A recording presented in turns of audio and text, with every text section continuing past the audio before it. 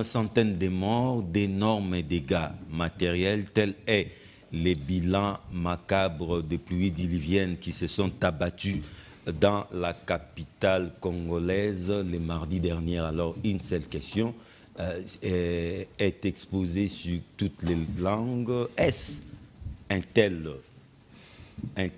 une telle situation était-elle évitable? Tentative de réponse, bien sûr, dans cette énième édition de votre magazine Débat 24. Les chiffres 369 apparaît au compteur. Bienvenue à tous et à toutes. Je vous rappelle que vous nous suivez en direct de Kinshasa. Kinshasa, c'est cette belle capitale de la République démocratique du Congo.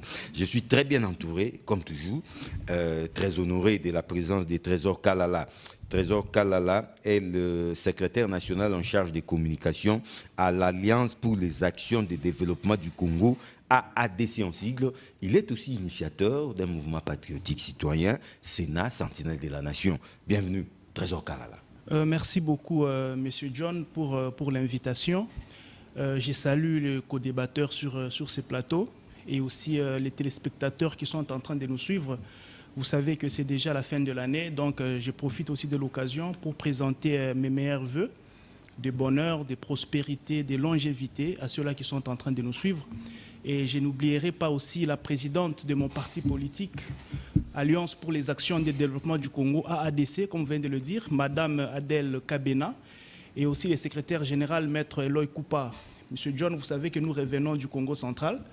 Nous étions précisément en Kamba. Et les choses que nous avons vues dans notre parcours, en tout cas dire et que surtout en revenant de Kinshasa ne travaille pas, ça serait vraiment de la sorcellerie. Des merveilles. Mêlée à la okay, on va Il y a des ponts qui se jettent partout sur la route de Kamba. Mais lorsqu'il y a d'autres routes qui se coupent, lorsqu'il y a des routes, c'est une catastrophe naturelle. On va en parler tout justement. Il est temps pour moi d'accueillir pour la toute première fois M. Jacques Ilunga. C'est un environnementaliste. Et puis c'est aussi un analyste politique indépendant, aménageur aussi. Bienvenue, Monsieur Jacques Ilunga. Merci beaucoup, John. C'est la première fois, j'espère que ce n'est pas la dernière. Oui, je suis très content. On salue les téléspectateurs. Je salue les co-débatteurs. J'espère que nous allons essayer de parler de ces sujets en long et en large. Proposer, en tant qu'expert, proposer ce qui peut être fait pour éviter... Merci beaucoup. Merci. Il est temps pour moi d'accueillir Takiza Lamati, directeur général de SAD, la spéciale autogarage. C'est donc un entrepreneur congolais. Bienvenue, Mathieu Takiza. Je vous remercie, John. Vous savez que chaque marathon à la fin, l'année 2022 est en train de partir, mais il y a eu beaucoup de variants où l'homme n'a pas maîtrisé en République démocratique du Congo. Je pense beaucoup des impondérables. Oui, parce que pour ça on dit, vous savez, dans la gestion entrepreneuriale, on prévoit les imprévus. Les imprévus, il y a le risque, il faut le prévoir. Il faut que nous puissions être rationnels. Il est temps pour moi d'accueillir l'opposition. Lui s'appelle Mouyamba Kalonji. C'est un cadre du Parti du Peuple pour la Reconstruction et la Démocratie, PPRD en sigle, un parti de l'opposition. Bienvenue. Merci M. John pour l'invitation. J'en profite pour présenter mes sincères condoléances les plus attristées au secrétaire national en charge, au secrétaire national Claude Machala, membre du bureau politique du PPRD, pour la disparition, la mort de notre camarade Mamou National, Tchalamwana Moudikaï.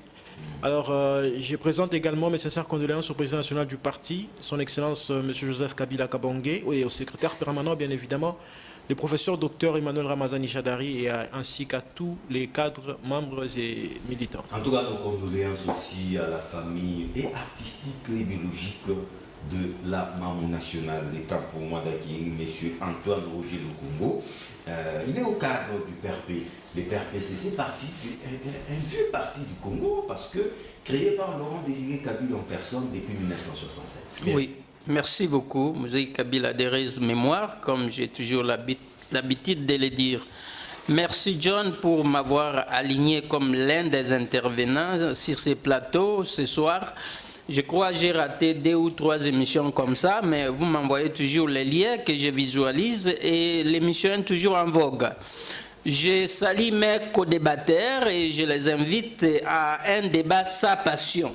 quand nous disons un débat républicain, c'est-à-dire nous venons ici débattre sur l'intérêt national, rien que l'intérêt national. Je salue tous les téléspectateurs qui nous suivent et je leur rappelle que nous sommes venus ici parce que poussés par nos convictions lumumbistes, kabylistes. Mais d'abord, cette information, cette actualité qui est tombée cet après-midi, je suis candidat, la situation du pays est chaotique. Je dois sauver un peuple en danger par ces déclarations. Katumbi Moïse vient de claquer la porte à l'Union sacrée. Alors, je suis entouré de politiques. Je préfère prendre d'abord Mouyamba. Katumbi, un ancien au cadre de votre parti de PPRD, mais depuis lors, il avait déjà traversé, il était dans l'opposition. Après, il a rejoint l'Union sacrée, New Look. Mais lorsqu'il claque la porte comme ça à l'Union sacrée, de façon fracassante comme ça, à partir des RFI et TV5, c'était lors d'une interview, quel commentaire vous pouvez faire? Voilà, ça vient mettre... C'était prévisible. C'était prévisible, cela a été prévisible parce que l'on se demandait l'Union sacrée, c'était quoi au juste, les gens adhéraient à quoi, il n'y avait pas de charte. Et c'était quoi la vision? La vision est nocturne, elle est obscure. Et je préfère féliciter monsieur le président Moïse Katumbi, qui vient de sortir par la grande porte, parce que le peuple en a marre. Il a quitté Joseph Kabila, presque fait mandat pendant la même période. Oui, il quitte Tshisekedi pendant la même période et ça ne fait pas partie de sa stratégie. Là. Non, mais les Français disent qu'il n'est jamais tard pour mieux faire. Alors, il ne faut pas attendre la fin. Oui, il ne faut pas attendre la fin. C'est justement ce qui vient aussi mettre en mal des positionnements la majorité de l'Union clamée sacrée qui a été volée par le FCC. En fait, volée du FCC, voulais-je dire. Alors, c'était un lapsus. C'était un lapsus, bien évidemment. Alors, donc, voler la majorité du FCC, voilà, basculer vers l'Union clamée sacrée. Et aujourd'hui, le peuple a le pouvoir de sanctionner ces régimes finissants, agonissants. Et raison pour laquelle moi je soutiens sa démission, je pense qu'il est libre dans la démocratie que nous a amené Joseph Kabila Kabange de se déclarer comme candidat. Mais pensez-vous à une sorte de chambardement de cette union sacrée, surtout au niveau de l'hémicycle? Parce que Katumbi pesait, il avait assez de députés comme ça. Et si jamais ces députés choisissaient de les poursuivre, on doit assister à une nouvelle redistribution des cartes. Bien évidemment, les députés sont élus sur une liste d'un parti politique. Ils ne peuvent pas, pendant leur mandat, changer les camps. Un député démissionnaire... Non, mais ils ont déjà changé. Oui, c'est ça, justement. C'est cette nouvelle façon, cette nouvelle donne qu'on essaie de... Voilà, donc ce sont des violations gravissimes de la Constitution. Mais c'est jeu de ping-pong. C'est jeu de ping-pong. Alors, c'est pourquoi j'ai dit que la majorité doit être redéfinie. Donc, c'est là dit. Et l'Union sacrée n'a plus sa raison d'être. La majorité doit être redéfinie et comme ça, on pourra redéfinir une autre majorité. Un autre gouvernement doit être mis en place. Le représentant de l'Union sacrée, Trésor Kalala, pensez-vous que ce départ de Moïse Katumbi va vous coûter extrêmement cher au point de revoir, de repenser cette union sacrée, cette majorité parlementaire? Merci beaucoup, M. John, pour le verbe. Vous savez, lorsque vous m'aviez dit que je devais participer à l'émission, oui, je vous ai posé la question sur les thématiques. Non, on est politique. Je sais. Ouais. Et les thématiques... C'est une émission d'actualité. Bien sûr. Oui. Vous savez, à un certain niveau, nous devons parler des choses qui intéressent le peuple, des choses bénéfiques pour ce pays et pour cette population. Donc ce départ est un fait divers. Moi, je crois que c'est un fait, je dirais, banal. C'est un non-événement, M. John. Que représentent les messieurs sur la scène politique congolaise? S'il vous plaît, M. John, écoutez, quelqu'un qui a déjà du mal à s'identifier, déjà par ses origines, ça pose problème. Quand il est dans une famille politique, ça pose problème. Je l'avais dit. Donc vous avez fait appel à quelqu'un qui a des origines. S'il vous plaît, écoutez d'abord. Oui. J'ai eu à le dire une fois ici. Monsieur a quitté Joseph Kabila. À quel moment? La veille. N'est-ce pas la veille des élections? Et il est dans l'Union sacrée. Il a des ministres dans le gouvernement. Il gère. Et à quelques mois, Dans moins d'une année des élections, voilà, il se décide de quitter encore l'Union sacrée. Nous connaissons l'homme et son... Mais est-ce que ça peut avoir des conséquences sur la composition du Non, mais gouvernement? quelles conséquences? Non, parce qu'il Quelles a conséquences? plusieurs ministres. Mais c'est ce que, écoutez, Oui. par courtoisie, Ils doivent s'assumer. écoutez, par élégance, par grandeur d'esprit, monsieur, avant de quitter l'Union sacrée, il devait demander d'abord à ses ministres de se retirer. C'est par là qu'il devait commencer. C'est par là qu'il devait commencer. Non, Voilà, il a assumé. Écoutez, Attends, comme politique, il a su. Monsieur est chauve-souris. Et c'est comme ça que j'ai toujours dit, mais monsieur n'est pas prêt pour faire la politique. C'est pas un politique. Il est sportif, il est commerçant, il est tout qui peut être, à part être politicien. Mais vous savez, il a gouverné la province. Non, mais de quelle manière allez voir aujourd'hui les résultats au Katanga? Il était parmi les meilleurs gouverneurs. Monsieur John, non, écoutez, moi je suis natif du Katanga. Je connais Moïse Katumbi mieux que quiconque sur cette table. Je suis natif du Katanga. Durant le 8 ans des gérants de Moïse Katumbi, moi j'étais au Katanga. Donc ne nous dites pas ici qu'il a été le meilleur gouverneur. Il a détruit la province, il a détruit l'administration et même les opérateurs économiques locaux. Le monsieur a détruit tous les secteurs économiques. En tout cas, c'est une tempête dans un verre. C'est inutile, c'est banal, c'est un non-événement. Moi je crois Moïse Katumbi. Moi, je pense qu'il est bon pour être même président de la Linafoot. Vous savez que la Linafoot a des problèmes. Le monsieur a une expertise dans le football. Il peut être président de la Linafoot, il peut être président de la FECOFA.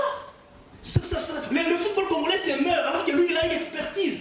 Mazembe a enchaîné au moins 4 coupes internationales. Donc il a une expertise là-bas. Je crois que Moïse Katumbi peut se concentrer sur ça. Mais lui au moins a une expertise dans un domaine. Mais écoutez, tel n'est pas le cas avec tout le monde. Écoutez, c'est ça que je dis. Au moins là, il peut donner les meilleurs de lui-même. Merci. Nous voyons le Brésil, l'Argentine et tout. Parce qu'il veut faire la politique, M. John, j'ai fini par là. Oui. Moi, je crois qu'il peut être même ministre de la jeunesse, ministre de sport, à la rigueur, ministre de pêche et élevage, ministre de l'agriculture, parce que le monsieur a encore une expérience, n'est-ce pas, dans l'agro-pastoral et tout. Donc, la politique, je crois que c'est pas son lot. Il y a déjà beaucoup de choses. Il a une identité douteuse, il a des capacités intellectuelles, apropristes. Donc, il y a un peu beaucoup de choses comme ça qui ne font pas ce qui passe à la politique. Mais c'est la politique, c'est le fond et la forme. Mais c'est Jean Guédouga, vous au moins vous êtes un indépendant, l'église de du village, et ce départ de Katumbi, ça vous a surpris? C'est un non-événement où vous pensez que ça va énormément peser sur la suite des événements? John, merci beaucoup. Non seulement c'est départ, mais c'est déclare aussi candidat président. Pour la question, par l'expérience, les vieux politiciens nous disent un bon politicien a 2 missions importantes. Chaque jour, de réfléchir comment convertir ses adversaires en alliés, convertir ses ennemis en amis. C'est ça les vrais politiciens. Et encore, nous avons un pays continent, 145 territoires, 26 provinces, plus de 450 tribus. Il faut faire avec tout le monde pour réussir. C'est très important. On doit travailler, on doit réfléchir pour une cohésion nationale. La perte, je pense que la Bible est claire. La Bible vous dit, sur 100 brebis, quand un seul brebis est parti, Il faut la suivre. il fallait suivre. Pour moi, je pense... Ici, nous ne sommes pas dans la Bible. Ici, nous sommes dans la politique. Je pense qu'avant que j'arrive à l'exemple de la Bible, je suis clair avec Donc, ce il faut que suivre. je dis. Allez les supplier. Pas les supplier. On doit regretter. On doit analyser pour que cela n'arrive pas. Parce que la bonne politique, ce n'est pas de perdre, c'est de gagner. Je reviens sur mes paroles. Voilà, un vieux sage me dit, les politiciens dorment et se réveillent en réfléchissant comment il doit transformer ses adversaires en alliés et comment transformer ses ennemis en amis. Pas le contraire. Tout celui qui fait le contraire n'est pas politique. Pour ça, le Congo, il faut dire aussi que l'ancien gouverneur du Haut-Katanga soufflait au chaud et au froid. Il était dans l'union sacrée. Ses propos était des fois contradictoire avec l'esprit d'équipe de cette union sacrée. Au moment où vous avez appris, enfin, il a pris une décision courageuse de se retirer de cette union sacrée. Comment allez-vous l'analyser? Merci beaucoup. Je crois que sur ce plateau, je l'ai déjà dit, que l'union sacrée avait une seule chose en commun, c'est-à-dire leur rancœur contre Joseph Kabila. Ah bon? C'était ça leur chose commun. Voilà. Et comme, oui, voilà, la haine contre Kabila. Et comme ces dénominateurs communs n'existent plus, vous voyez l'union sacrée s'éclater. Et Moïse Katumbi n'est pas le seul. D'autres vont suivre. Ah bon? Oui, je connais bien les politiciens congolais. D'autres vont suivre. Mais vous avez soulevé une question très importante. Est-ce que ces députés, ces ministres vont les suivre? Ça, je connais bien la culture congolaise et vous allez voir que peut-être des enveloppes vont circuler pour les garder. Pour les garder. Je connais bien les mentalités ici, les pratiques ici en République démocratique du Congo. Ouais. Je crois que même si Moïse Katumbi partait avec ses députés, l'Union sacrée n'aura pas moins de 250 députés. D'ailleurs, 40 l'ont désavoué déjà. Oui, je crois que un petit calcul mathématique, je crois que l'Union sacrée n'a pas à s'inquiéter. Mais si... le plan numérique. Bon, ce n'est pas question de numérique, c'est le symbole. Le départ de Moïse Katumbi représente un symbole. C'est un grand acte politique. Et je venais tout à l'heure de vous dire que d'autres vont suivre. Surtout à la veille des élections. Moi, je vous dis que je connais bien les politiciens congolais. S'il arrivait que Kabila revienne au pouvoir, vous allez voir, ils vont revenir. Vous allez voir les mêmes ils sont comme ça. Alors, moi je dis à notre peuple, est-ce ça la classe politique que vous, peuple congolais souverain, méritez? Et voilà où nous sommes maintenant. Le train déraillé. Le pays est tombé vraiment dans la boue. Mais pour vous pensez qu'on doit inévitablement assister à un remaniement de l'équipe gouvernementale à la suite de ces départs? Bon, remaniement gouvernemental, on peut aller de remaniement en remaniement, mais moi je parle de l'esprit. Les politiciens congolais là sont pour se chercher leurs propres intérêts, y compris Moïse Katumbi. Ils sont là pour leurs propres intérêts. Vous aurez combien de remaniements? Vous aurez de nombreux remaniements dans ces pays. Mais la situation du peuple ne va pas changer. Nous avons vu toujours les mêmes visages. Les Moïse Katumbi, les qui. Et notre sort ne change toujours pas. Voilà. La lecture d'un entrepreneur, est-ce que regrettez-vous ce départ de Moïse Katumbi, surtout en ce moment? Est-ce une perte énorme pour l'Union sacrée? Pensez-vous que Félix Tshisekedi vient de perdre là un allié de taille qu'il fallait à tout prix garder? Vous savez, moi en 2018, j'avais dit que 60 bis. 60 bis, parce que pourquoi? Nous avons plus des éléphants en politique aujourd'hui. Les hommes qui se mesurent avec le muscle, mais pas avec les idéaux politiques. Ça tire comme dans un terrain de boxe. La politique n'est pas faite pour ça. Mais en politique, les alliances, c'est fait. Ça, c'est défait. Ça ne commence pas au Congo. Mais en politique, qu'est-ce que nous cherchons? Ce sont des résultats. Évitons d'être commentateurs. En République démocratique du Congo, revenons des acteurs. La politique est faite pour des objectifs précis. On prend le pouvoir, on dirige, on transforme la société. Et les alliances peuvent se faire. Et en politique, on minimise personne. Il n'y a pas petit en politique. Pas non plus personne oui, contre son en politique, on minimise personne. Je peux vous donner l'étanie des gens qu'on a minimisés, mais qui sont revenus sur l'espace public. Dans le monde entier, vous savez, François Hollande, lorsqu'il quitte le Parti socialiste comme secrétaire général, personne ne pensait que Hollande va devenir président de la République. Il était sorti par la petite. Ah oui.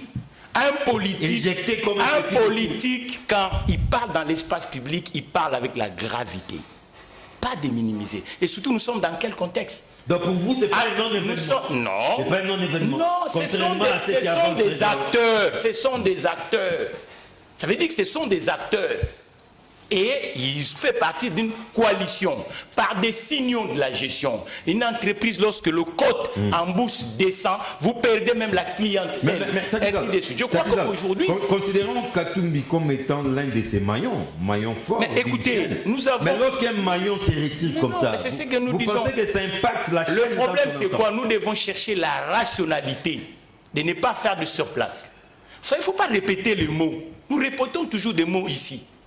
Vous comprenez? Ce sont des acteurs. Parce que si M. Katumbi n'était pas acteur, pourquoi il était fait partie de plateformes politiques? Vous comprenez? Ce sont des acteurs. Mais on minimise personne en politique. Je crois qu'il a décidé, par ses intérêts, il trouve qu'aujourd'hui il ne peut plus partir dans ce groupe, mais malheureusement il faut comprendre que le contexte international et le contexte de la République démocratique du Congo aujourd'hui, les acteurs politiques doivent chercher à faire bloc sur les espaces publics. Parce que le vrai pouvoir c'est le militant. Le militant c'est nous le peuple. Merci. Et un homme politique mature cherche toujours à apaiser le militant pour que nous puissions avancer. Monsieur Jacques Ilunga, comme si la situation à l'Est ne suffisait pas, les Congos est en deuil. Cette fois-ci, c'est Kinshasa qui a été frappé. Calamité naturelle, disent certains. On ne peut pas prévoir la pluie. La pluie, c'est Dieu. Elle peut tomber quand elle veut et à tout moment, quelle que soit son intensité, ça c'est Dieu. Mais il y a eu des morts, plusieurs morts.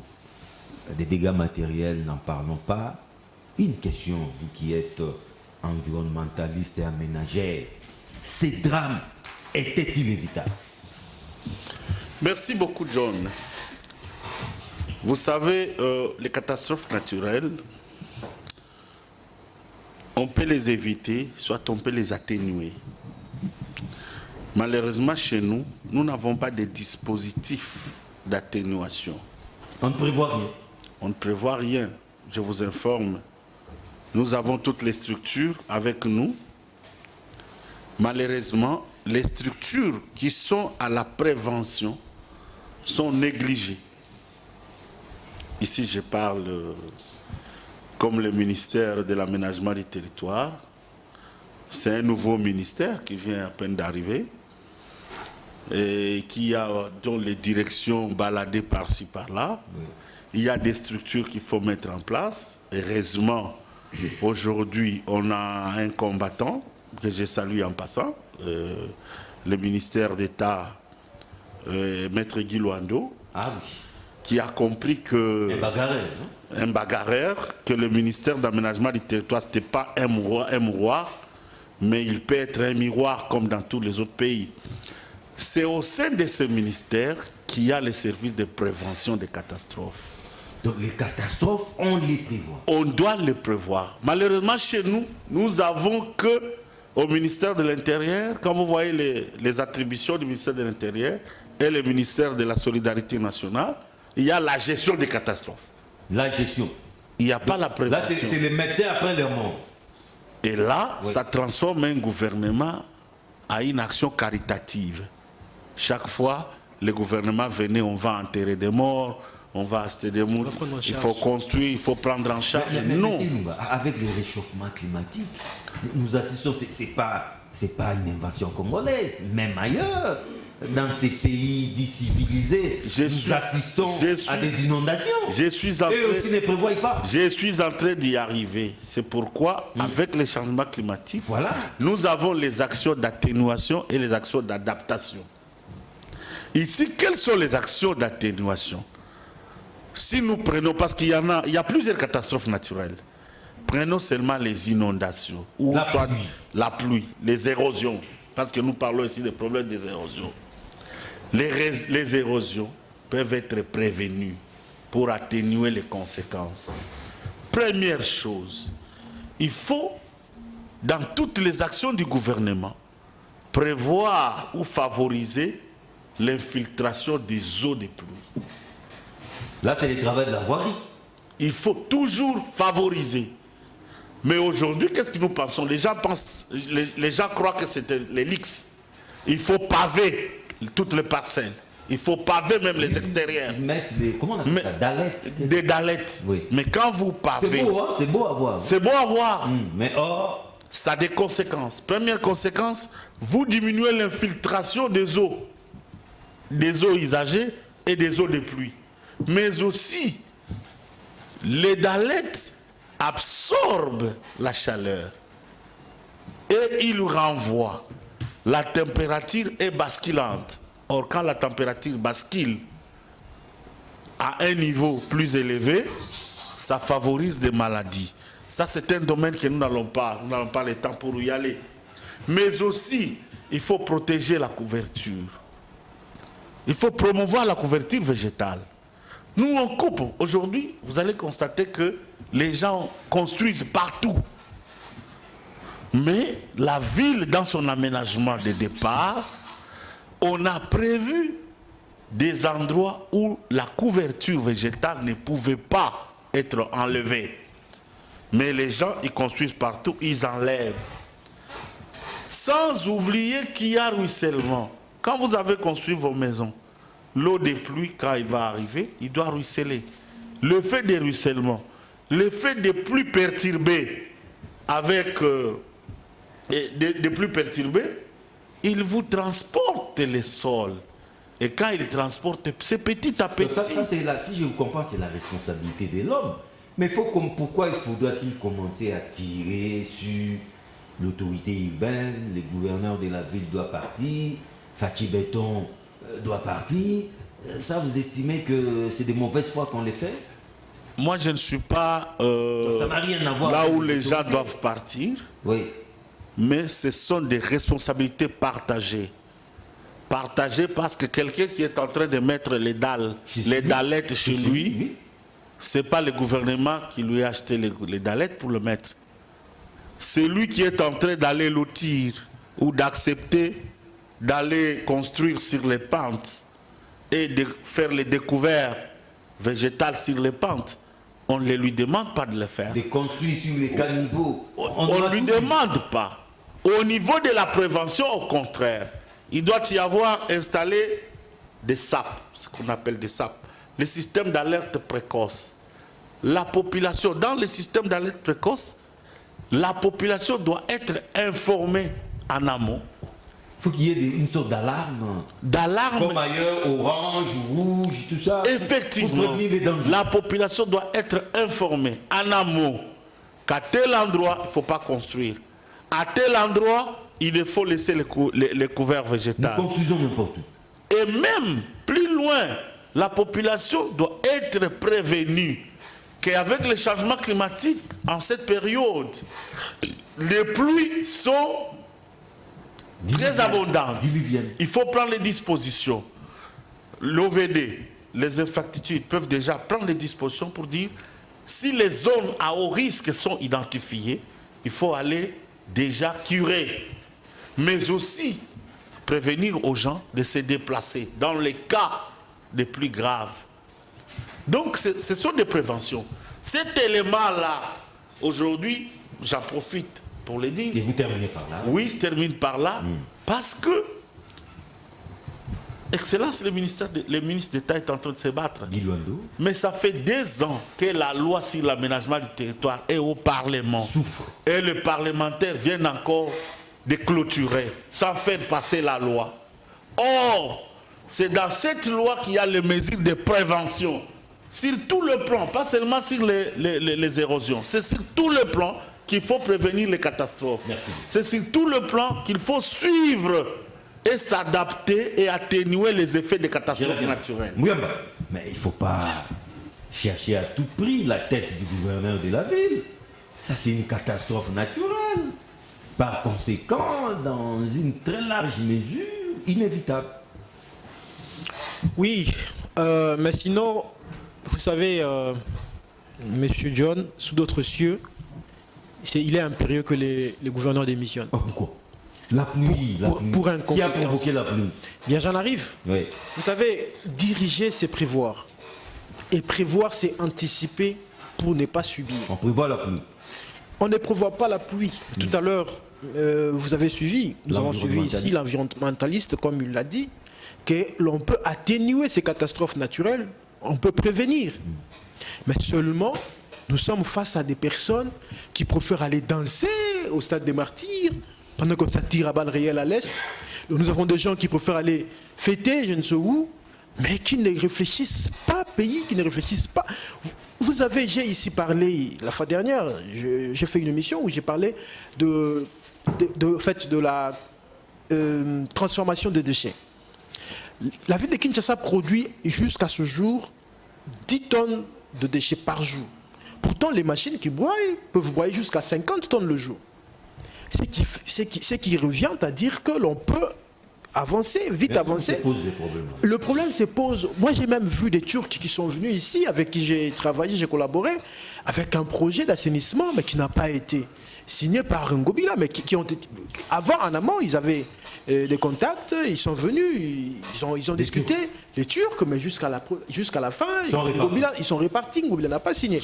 Vous avez des personnes comme ça à la tête de la ville, mais qui gaspillent de l'argent dans des concerts, qui gaspillent de l'argent dans de mobilisation pour aller faire la sortie officielle de son parti politique, où il y a même 500 000 $ de l'État congolais qui disparaît. Donc vous avez une personne comme ça. Des chansons Fatina Fati. Donc c'est de l'immoralité. Nous pensons que le peuple, les Kinois ont raison. Le Kinois qui réclame son départ ont raison. Donc le président de la République, si vraiment il nous écoute, il doit virer Fati. Il doit virer Ngobila. Parce que Ngobila est parmi les gens qui ont mis cette ville par terre. Il n'a ménagé aucun effort. Il y a à peine 2-3 ans qu'Ngobila est aux affaires, cher ami. Va-t-il payer les lourds tributs de toutes ces constructions anarchiques? Les constructions anarchiques. Ça ne date pas de lui. Les constructions anarchiques, nous n'en sommes pas encore là. Oui. Là, nous sommes dans la lutte anti-érosive, la prévention, la lutte contre le sécheresse de cours d'eau, etc. Mais déjà, vous allez comprendre que d'abord, tout ce qu'il faut pour l'assainissement, Kinbopeto, c'est un échec total. Vous avez des trous, les projets zéro trou et tout ça. C'est un échec puissant. Partout, vous voyez, Ngobila n'a presque rien fait. Alors tout ce qu'il mérite, c'est de dégager. Mais vous savez que Ngobila, c'est d'abord votre produit. Hein? Ngobila, il y a à peine 2 ou 3 ans, il était un haut cadre du PPRD. Hein? Bien évidemment. Il n'est pas une mémoire courte. Mais quand votre produit. Mais quand il travaille sous une vision obscure. Non, mais c'est votre produit. Quand il travaille dans une coalition, dans une formation politique où personne ne suit personne. C'est un problème de coaching. C'est un problème de coaching, c'est un problème de management. Alors, il n'y a pas de mauvaises troupes, il y a que des mauvais chefs. Oui, voilà, donc on ne peut s'attendre qu'à des conclusions comme ça, parce que les prémices sont fausses. Gouverner, c'est prévoir. L'expert en la matière nous dit les catastrophes naturelles sont inévitables, c'est vrai. Mais on peut tout de même, par une politique préventive, atténuer les coûts. Si on avait prévenu, on n'allait pas enterrer les Kinois aujourd'hui. Ok, merci beaucoup John pour la parole, encore une fois de plus. Effectivement, comme on venait de le dire, la pluie, c'est un phénomène naturel. Divin. Et d'ailleurs, c'est même une bénédiction de Dieu, la pluie. On ne peut pas interdire à la pluie de tomber. Ok? Donc sur ces points-là, nous sommes d'accord avec tout le monde. Alors, lorsque vous me posez la question de savoir, gouverner, c'est prévoir. Effectivement, gouverner, c'est prévoir.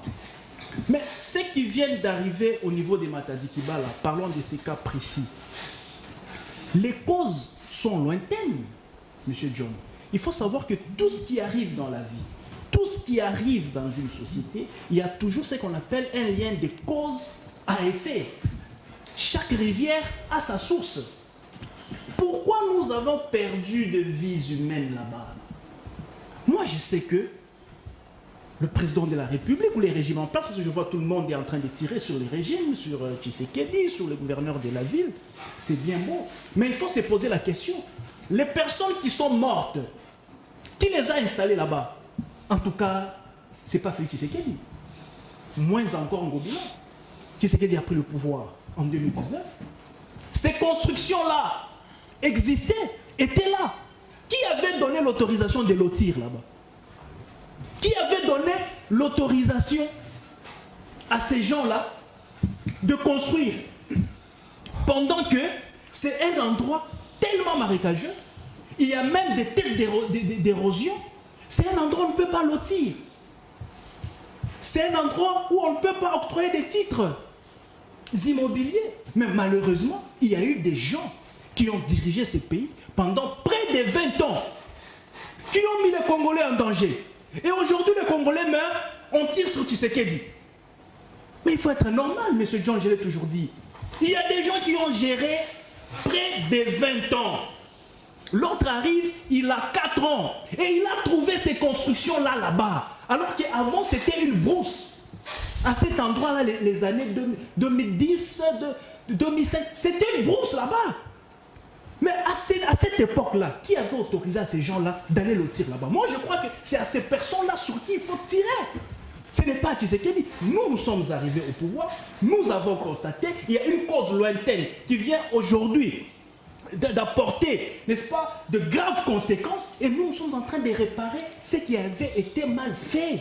Donc ici, il ne s'agit pas d'une question de tirer sur le président de la République parce que nous savons qu'il y a eu un régime qui a géré dans ces pays pendant plus de 20 ans et qui a octroyé des terrains à des Congolais aujourd'hui qui sont morts innocemment. Il fallait laisser cet endroit-là comme ça. C'est parce qu'il y a eu des gens qui ont octroyé des parcelles là-bas. Aujourd'hui, nous sommes en train de pleurer de Congolais qui sont morts inutilement parce qu'il y avait une incompétence qui a précédé, n'est-ce pas, ces faits-là. Et nous sommes là, on est en train de corriger. De réparer. De réparer. Et il n'y a pas que là. C'est à plusieurs endroits. C'est à plusieurs endroits comme ça. On octroie des terrains le long de rails. On octroie des terrains le long de fleuves. On octroie des terrains même au milieu de carrefours. Les aires protégées.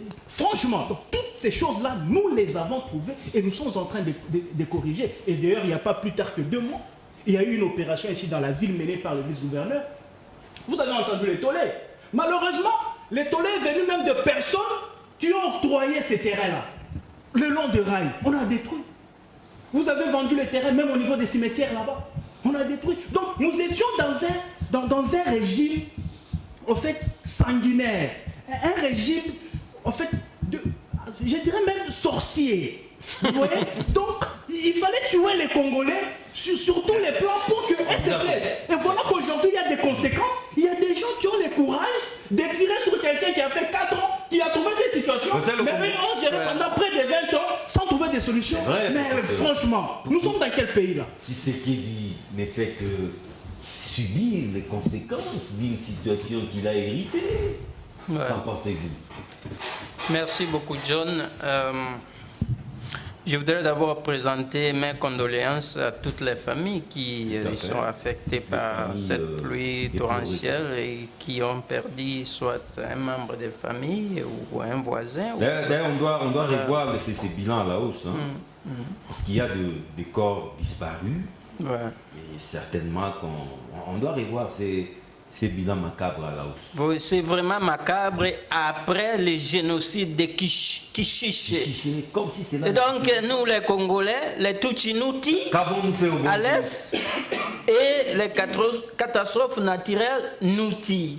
Ah, c'est de la poisse ou quoi? Voilà. Ouais. Moi, je crois que c'est aussi un message de Dieu à l'égard des Quinois, parce que Dieu peut nous dire, voilà, vous êtes en train de festoyer, de danser pendant qu'on tire les vôtres à l'est. Hein? Vous voyez, ça doit nous faire réfléchir. Au début, quand vous m'avez interrompu, j'allais dire que je viens ici poussé par mes convictions lumumbistes et kabylistes pour présenter des faits.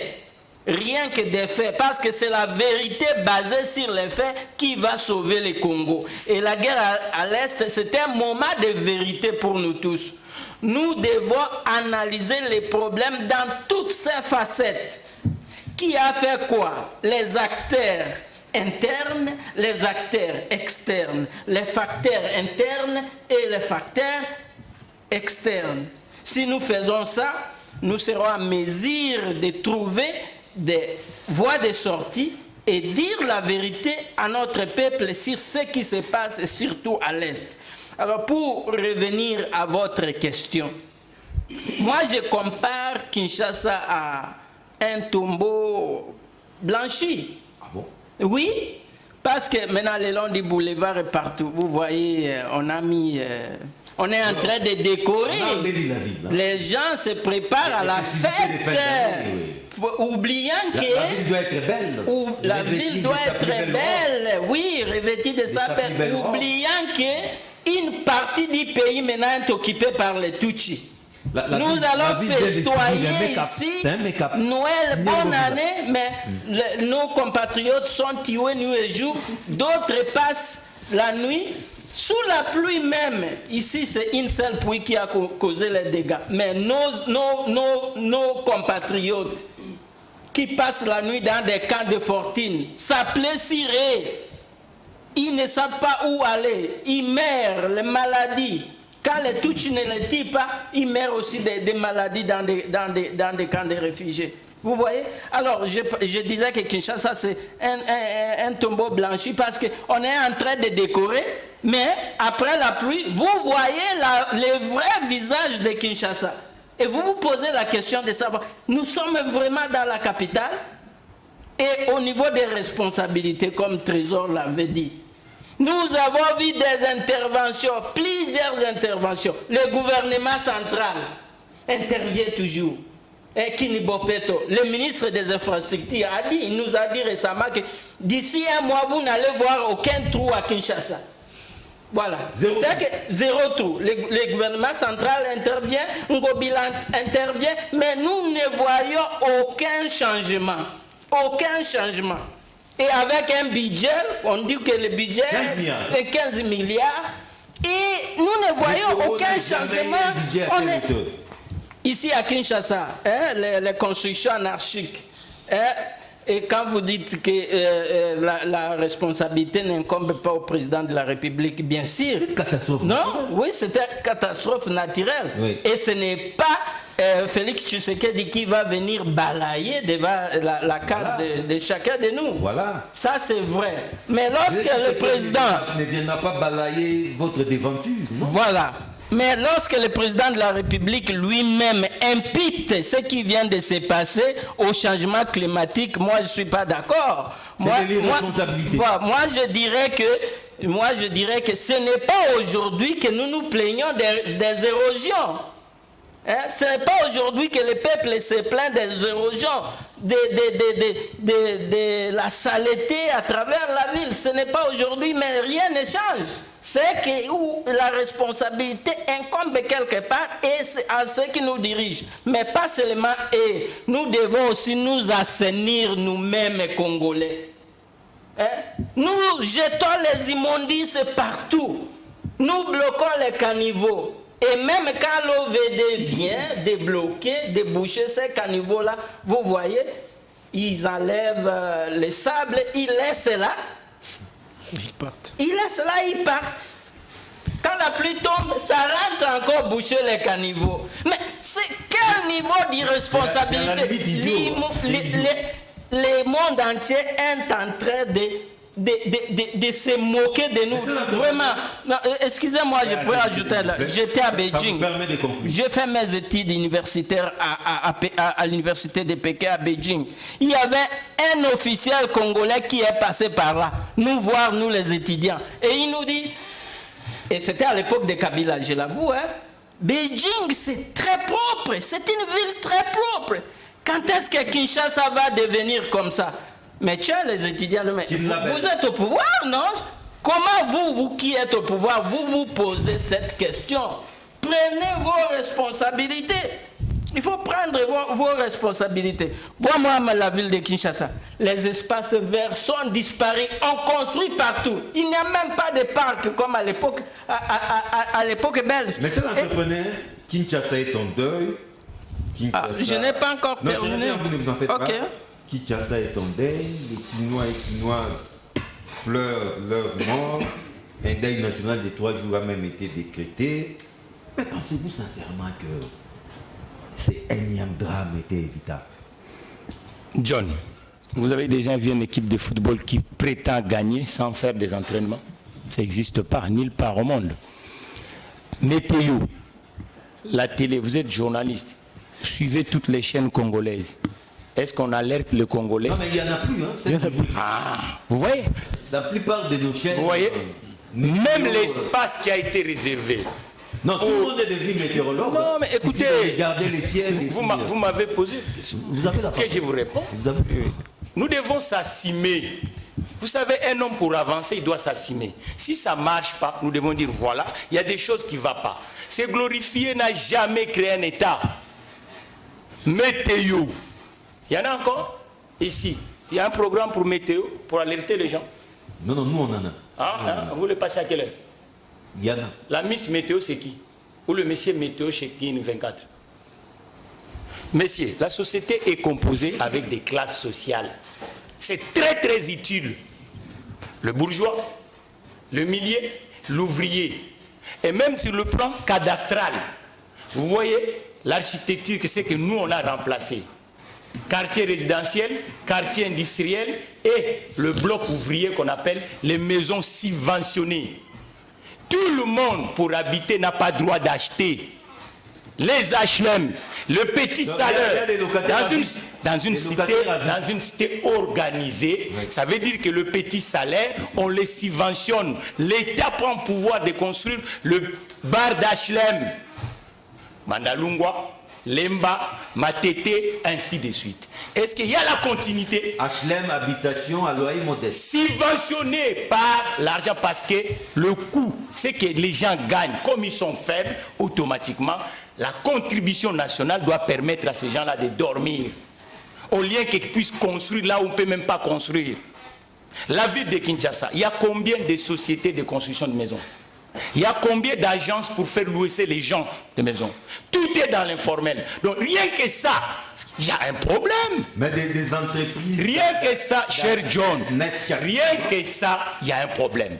Et si nous, cette génération, nous ne comprenons pas qu'on n'avance pas dans ce point, on veut se glorifier, mais là, il y a un problème chez les Congolais. Celui qui était étranger nous laisse Bandalungwa. Et les autres, nous-mêmes les Congolais, avec des piles de diplômes, on est incapable de faire même le tracé cadastral, même là où c'était prévu pour le bâtiment professionnel. On commence encore à construire là-bas. Les métiers industriels. Et là, on veut s'exonérer de ça. Ah non, arrêtez. Il n'y a plus d'industrie là-bas. Hein? Non. Et une ville de 20 millions d'habitants. En quoi il est limité? Maintenant, cette catastrophe vient de se faire. L'assurance a un rôle, non? Combien d'habitants sont assurés dans la ville de Kinshasa? Et l'assonance, depuis cet truc vient de se faire. Vous avez écouté le son de cloche de l'assonance? On évalue le catastrophe naturelle là. Ce manque à gagner économique est évalué à combien?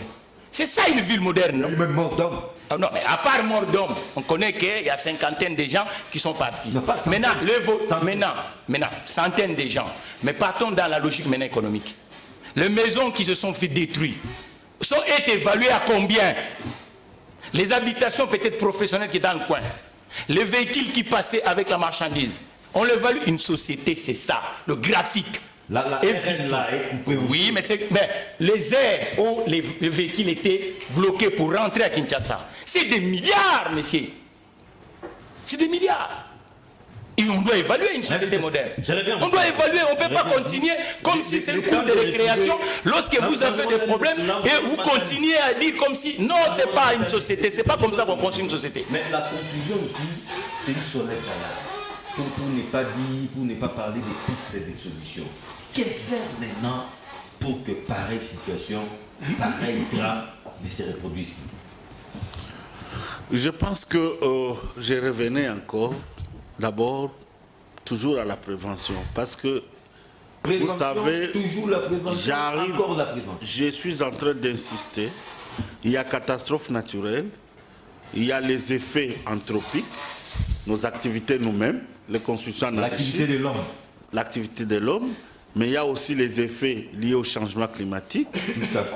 Mais nous devons mettre en place le projet d'atténuation des adaptations.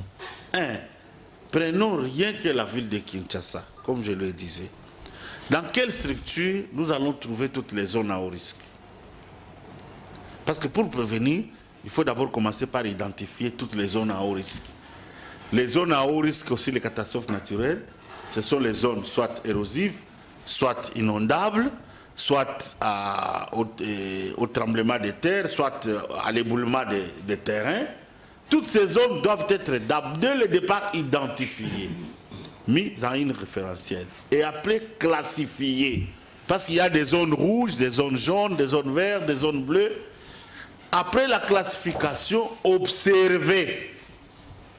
Il faut qu'il y ait un travail d'observation. Comment ça évolue? Parce que l'observation nous amène aux alertes. Dès que l'évolution d'une inondation, l'évolution d'une érosion devient exponentielle, le rythme devient anormal, le gouvernement doit savoir prévoir des solutions. Et tout ça est prévisible. C'est prévisible. Ça veut dire que les catastrophes, ça arrive partout. Mais il y a moyen d'atténuer les effets de cette catastrophe, les conséquences. Pas accepter 300 quelques morts. Pas accepter... un deuil national. S'il vous plaît, l'entrepreneuriat vient de toucher un élément très important. On parle seulement des maisons et tout ça. La perte sur le plan économique. Énorme. Le fait que la route nationale numéro 1 ne fonctionne pas pendant 3 jours. Vous savez combien la pénurie à Kinshasa. La pénurie à Et Kinshasa. pendant quelle période? Combien les pays perdent dans le budget? Déjà, nous apprenons que les prix des denrées ont déjà triplé. Effectivement, ça c'est évalué à quoi? Ont triplé. Donc, il faut d'abord qu'il y ait dans les services de prévention, sachons déjà, ayons des référentiels. Dans le monde entier, ce sont les référentiels qui nous aident à déterminer les indicateurs. Et ces indicateurs nous alertent à prendre les dispositions. Et ces dispositions nous aident à atténuer ce qui peut arriver. Les risques peuvent être planifiés, les risques peuvent être aussi atténués, parce qu'il y a toujours des corrections. Quand on gère, il y a aussi le plan de gestion des risques. Ah ouais. Mais avant qu'il y ait la gestion du plan de risques, il faut d'abord identifier ces risques. Mais nous, je vous dis, c'est catastrophe. Il faut l'identifier et l'anticiper. L'anticiper. Comment on peut anticiper? Nous, on a un service de gestion. C'est comme si, aujourd'hui, quand vous allez dans le ministère de la Solidarité nationale, Affaires humanitaires, pour eux, ils applaudissent parce que l'argent va sortir très rapidement du budget. C'est comme les services funèbres. Il faut aller trouver des morts et puis nous sommes un pays, nous devons fonctionner. C'est ce que la MONUSCO fait à l'Est. Nous devons fonctionner comme une société moderne, aujourd'hui avec tous les atouts que nous avons, avec la télédétection, avec les systèmes d'information géographique. Nous avons du pain sur la Il y a moyen de surveiller ces éléments et atténuer les risques en amont. Merci beaucoup. En amont, ça c'est bien dit. C'était aussi votre conclusion. Hein? Merci. Alors, Muyamba, votre conclusion. Et voilà, j'étais en train de suivre M. Trésor Kalala. Je suis sidéré qu'il tire sur les 20 ans de Kabila. Mais c'est pathétique quand il dit qu'en 2010 déjà, il n'y avait pas d'habitation. Mais il parle de 20 ans de Joseph Kabila. Ces habitations-là, pour votre information, n'ont pas 3 ans. C'est pourquoi il y a maintenant eu éboulement de terre, il y a eu ces érosions-là. Parce qu'avant, il n'y avait pas d'habitation. C'est plutôt vous qui avez loti ce coin-là. Mais j'en arrive. Vous savez, on parle de prévenir. La lutte préventive coûte moins que la lutte curative. C'est très important de prévenir. C'est très important de prévenir. Mais quand on parle de prévention, on nous parle ici du budget qui est revu à la hausse, 15 milliards, etc. Quelle est la partie réservée à la recherche scientifique?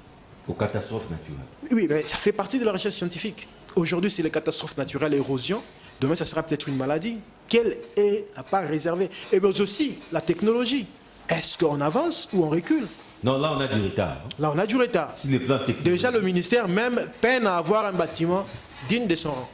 Donc, il faut dire que dans ces pays, on est le peuple congolais que nous sommes, et je suis malheureux de le dire, nous sommes en voie de disparition. On est là juste à condamner, à regarder, et personne ne prend les choses en main. Et à guise d'une conclusion, c'est pour dire que nous devons nous réveiller, et la responsabilité nous incombe à nous tous.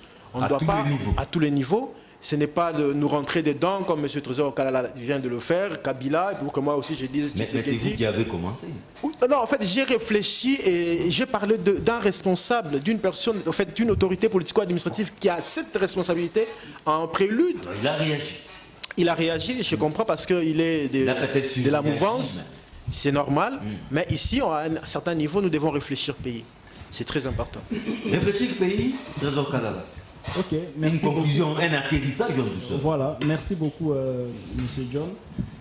Au moins, les Congolais viennent de retenir aujourd'hui qu'il y a eu des gens qui sont passés à la gestion dans ces pays et aujourd'hui, ils viennent d'endeuiller plus de 100 Congolais. Ok, vous voyez ces constructions-là ont commencé à naître en 2011, 2012, 2013. À cet endroit-là, c'était la brousse. En tout cas, c'est pas en 2020 ici. Non, mais qu'est-ce que vous racontez, M. John? Non, c'est pas en 2020. C'est pas en 2020, moins encore en 2019, s'il vous plaît. Même pendant la période électorale, nous voyons ces constructions-là. Donc, il y a des gens qui ont géré ces pays et aujourd'hui, ils viennent d'endeuiller plus de 100 Congolais. Et ils ne doivent pas parler sur cette question-là, ils doivent se taire parce qu'ils sont habitués à boire les sangs des Congolais. Et même cette situation réjouit certains. Non, pardon. Monsieur John, allons aux solutions. À un moment, mettons nos divergences. Allons aux solutions. Piste des solutions. Je vois, il y a des gens qui pointent le gouverneur. Écoutez, cette situation est transversale. C'est un sujet transversal. Ça requiert plusieurs compétences. Ok? Notamment le ministère de l'Urbanisme et Habitat. Le ministère des Affaires foncières. Les infrastructures. Le ministère des Infrastructures. Le ministère de l'Aménagement du territoire. Les gouverneurs, la police. En fait, c'est pourquoi Kinshasa devient budgétivore. Tous ces éléments-là, ok, doivent concourir, n'est-ce pas, à la résolution de ces problèmes-là. Il ne s'agit pas d'attaquer un seul individu. Et si je dois aller plus loin, la population aussi est acteur ou actrice majeure dans cette situation. Pourquoi? Parce que c'est vrai que nous sommes en train de décrier les constructions anarchiques, n'est-ce pas, sur la tête. Mais qui construit anarchiquement? Mais écoutez, en fait, les responsabilités sont partagées à celui qui octroie et à celui qui vient construire. Vous voyez, comment on te vend sur un terrain marécageux? Tu vois même les têtes d'érosion, mais tu acceptes quand même de construire. Quelle irresponsabilité? Vous comprenez? Donc les responsabilités sont partagées. Et si je vais plus loin, je crois que nous devons aussi avoir ce civisme-là. Comment on peut jeter des immondices dans des tranchées? C'est pas normal. Et quand ça bouche, l'eau cherche un passage et voilà, il y a inondation. Moi, je crois que le Congolais a un sérieux problème. Le Congolais veut que les choses changent, mais lui-même, le Congolais ne veut pas changer. Alors, aussi longtemps que tu ne changes pas, l'environnement ne changera pas. Si toi tu changes, l'environnement changera de soi. Vous voulez dire que les Kinois est sale? Donc, écoutez, bon, c'est vous qui l'êtes. Non, c'est une question. À une certaine mesure. À une certaine mesure. Nous devons nous assainir nous-mêmes, je l'ai dit. Avant de crier, tout le monde tire maintenant sur l'administrateur. Mais notre faute, on veut que les choses changent. Les choses ne changent pas. C'est depuis la nuit des temps. Effectivement, c'est depuis la nuit des temps. Comment les choses vont changer? Moi, je crois que les choses ne changeront pas. C'est le Congolais qui doit changer. Et notre environnement changera de soi automatiquement. Donc nous devons avoir un civisme sanitaire d'abord. Donc avant d'assainir la ville, il faut d'abord assainir le mental du Congolais et précisément les Kinois. Et je crois que sur ces points-là, nous allons résoudre la situation. Donc bref, cette situation n'est pas ciblée sur un individu ou sur une institution. C'est une situation, c'est un sujet transversal qui requiert concours de plusieurs compétences pour mettre fin à ça. Mais le Congolais doivent retenir, ok, qu'ils doivent d'abord enlever ce qu'il y a dans la tête. Il faut assainir la tête pour aussi assainir notre environnement. Mais moi, je vais finir par présenter aussi mes condoléances quand même. Parce que moi, j'ai eu à voir ces morts-là. Je revenais du Congo central. Je suis arrivé là-bas. J'ai vu des gens qu'on a enlevés dans la boue. Okay, j'ai eu très mal au cœur. Donc, des pères de famille. Voilà, des pères de famille, des petits-enfants. En tout cas, je présente mes condoléances les plus attristés.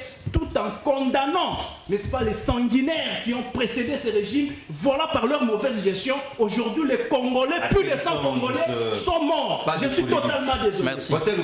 Si le changement de mentalité, l'assainissement mental. Pour la première fois au moins, moi et Trésor, et mettons si la même longueur d'onde, pour la première fois. Mais je rappelle aussi à Trésor que Kinshasa n'est pas la République démocratique du Congo. Et la République démocratique du Congo n'est pas Kinshasa. Nous parlons des projets de développement de 145 territoires. Vous venez de procéder à la nomination des administrateurs des territoires. Ils vont régner sur quoi? Moi, je vous dis que je suis de Yaouma. La dernière réhabilitation... Oui, de la Chopo, territoire de Yaouma. La dernière réhabilitation des routes, je me souviens, c'était en 1987. Aujourd'hui, les rivières se sont rebellées. Il n'y a pas de routes. Les routes sont devenues comme des pistes des animaux. Et vous nommez les administrateurs territoriaux. Ils vont régner sur quoi? Sur la brousse? Pourquoi on les a pas sur la brousse? 2003, 2004, 2005, alors, 2006. Pourquoi attends seulement 2022? C'est mon tour. Ils n'ont pas été nommés en 2006. Par exemple, ils pouvaient être nommés en 2006. Parce que là, ils vont jeter de l'opprobre sur les régimes. Mais il fallait nommer même en 2006. Non, je vous dis tout simplement que Kinshasa n'est pas la République démocratique du Congo. Voilà. Ce que nous déplorons à Kinshasa après une seule pluie, c'est pire à l'arrière-pays. Et moi, je suis né là. À cause des catastrophes naturelles. Même à cause de l'irresponsabilité de l'État. Je vous disais qu'il n'y a plus de ponts, il n'y a plus de routes, les rivières se sont rebellées. Hein? Et alors, Ngobila nous a promis métro à Kinshasa, route secondaire à Kinshasa, rien, on ne voit rien de tout ça. Merci beaucoup. Pour conclure, hein, comme Kabila disait, moi, Laurent Désiré Kabila, devenir millionnaire au milieu d'un océan de misère comme ça, les Congolais, les dirigeants congolais, quand il a une parcelle de responsabilité, c'est pour détourner et se construire une belle villa. On ne songe jamais plus maintenant au bien public, à construire l'espace public pour nous tous. Et c'est pourquoi nous sommes maintenant le pays tombé trop bas à cause de ça. Si nous ne changeons pas, en tout cas, bon, voilà, les autres vont profiter de ça et venir nous envahir, venir piller nos richesses. John, et occuper nos terres. John, oui. Je pense que nous tous nous vivons à Kinshasa. L'assainissement, le verbe assainir, on doit avoir la logistique. Pour qu'on empêche quelqu'un de jeter sur le terrassement ou le conducteur d'eau, nous devons avoir les entreprises qui assainissent dans la ville de Kinshasa et des bennes d'eau dure pour que la population puisse. Parce que si vous sillonnez à Kinshasa actuellement, vous n'allez pas trouver dans tout le coin des rues le bennes de poubelle. Ça, c'est très, très important. Parce que, comme si on est en train de faire, nous vivons en Israël. Non. Si pour empêcher nos compatriotes de jeter dans la rue, il faut les bennes de poubelles et la logistique doit s'assurer. Et cette logistique, il faut développer les petites entreprises à travers la République démocratique du Congo qui s'occupent de l'assainissement. Si nous voulons aussi que ça avance, nous devons avoir un peuple avec des revenus. Aujourd'hui, la population s'est popularisée. Parce que quand quelqu'un travaille, logiquement, dans tout le pays, les gens payent l'enlèvement de tout ce qu'ils produisent. Mais regardez aujourd'hui la République démocratique du Congo.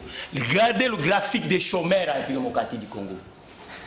Regardez le graphique des chômeurs. D'où la nécessité d'appuyer les petites entreprises qui sont à la République démocratique du Congo. Accompagner, vous allez voir, les actifs. C'est avec les actifs que vous pouvez créer une cité moderne. Une cité, ce ne sont pas des slogans. Des gens qui contribuent à l'édifice. Mais aujourd'hui, on a rendu ce peuple aveugle parce qu'ils n'ont même pas le travail. Il faut se mettre à la place de la population. Et puis, culture des sanctions. Le police d'hygiène est où? Parce que c'est ça, c'est tous ces éléments qui doivent permettre. Oui, police d'hygiène et où? Les contraventions routières, le respect des tonnages dans nos routes. Il faut que ça soit opérationnel en République démocratique du Congo.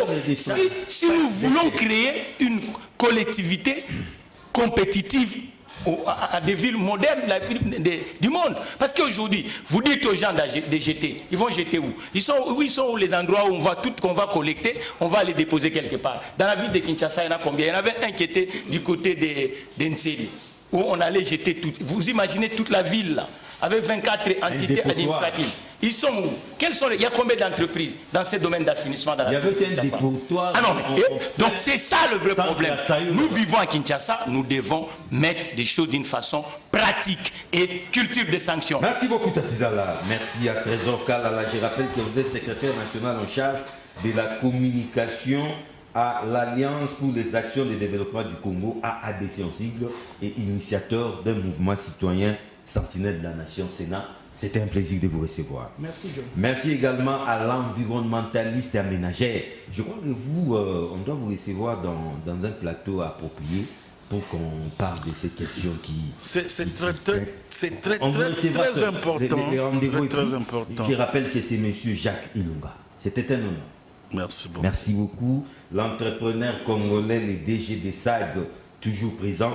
Tatizala Mathieu. Je vous remercie. Il faut qu'on développe parce que la pollution aussi des automobiles à République démocratique du Congo, c'est ça aussi qui développe les inondations. Donc je crois qu'il faut professionnaliser la société congolaise. L'inconditionnel de Joseph Kabila Kabange qui parlait du PPRD. Merci beaucoup. Merci. Et enfin, l'inconditionnel de Laurent Désiré Kabila. C'est bel et bien le professeur Antoine Roger de Congo. Merci beaucoup. Merci beaucoup, John. Je dis aux Congolais, les biens publics, les biens communs, un sacré par rapport aux biens privés. Voilà. Merci à vous. Rediffusion, c'est samedi. À partir de 8h20, sinon, retrouvez-moi le vendredi prochain, même heure, même chaîne, même plaisir. Déjà pour tous les chrétiens en avance, joyeux Noël chez vous. Au revoir.